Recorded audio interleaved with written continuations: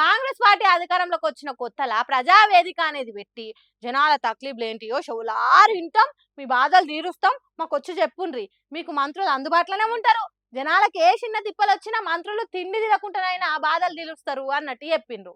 ఆ ప్రజావేదిక ఏమైందో ఎటువైందో తెలియదు కానీ ఈ మంత్రి మేడం చూడుండ్రి, పబ్లిక్ తిప్పల ఏ తిరగ తీరుస్తున్నదో.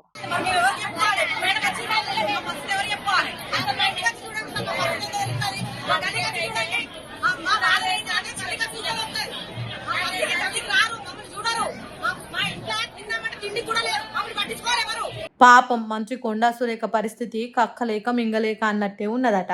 ఎక్కడ మీటింగ్ పెట్టి ప్రజల కష్టాలు అరుచుకుందామని చూసినా సీన్ రివర్సే అవుతున్నదట. వరంగల్ జిల్లాలో జీడబ్ల్యూఎంసీ 12వ వార్డు సభ పెడితే అక్కడికి పోయింది.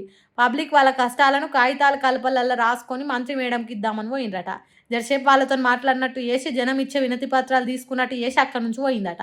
ఇక జనాల లొల్లి చూడాలి, చిన్నగా లేదు పోండ్రి, మాకు అది లేదు మీకు ఇది లేదు, ఏందో నామకే వాస్తు అన్నట్టు వచ్చిపోతే మా కష్టాలు తీర్చేదేవలు. ఇదేనా ప్రజాప్రభుత్వం అంటే? మా బాధలు చెప్పుకుంటా అంటే ఈయన ఓపిక లేకుంటే మా తిప్పలేం తీరుస్తారు అన్నట్టు మాట్లాడుకుంటా ఏడ్చినంత పని చేసిర్రు. మంత్రి మేడం వస్తున్నదంటే ఎంతో భరోసాతోనొచ్చినాం, కానీ కడుపు జించుకుంటే కాళ్ళ మీద పడుతుంది అన్నట్టు చేసింది. అట్లొచ్చి ఇట్లా పోయింది. ఇదేనా మా బతుకులను బాగు చేసుడు? తినేతానికి మాకు తిండి లేదు, వానలకు వరదలకు తలదాసుకునేతానికి ఓ ఇల్లు లేదు, ఏమన్నంటే ఇస్తాం చూస్తాం అనుకుంటా 2.5 ఏండ్ల కాలం తీసిండ్రు. తీరా ఇప్పుడు అట్లొచ్చి ఇట్లా పోతే మా బాధలు ఎవరికి చెప్పుకోవాలని దుఃఖాన్ని దిగమింగుకొని కోపం ఎల్లగక్కిండ్రు.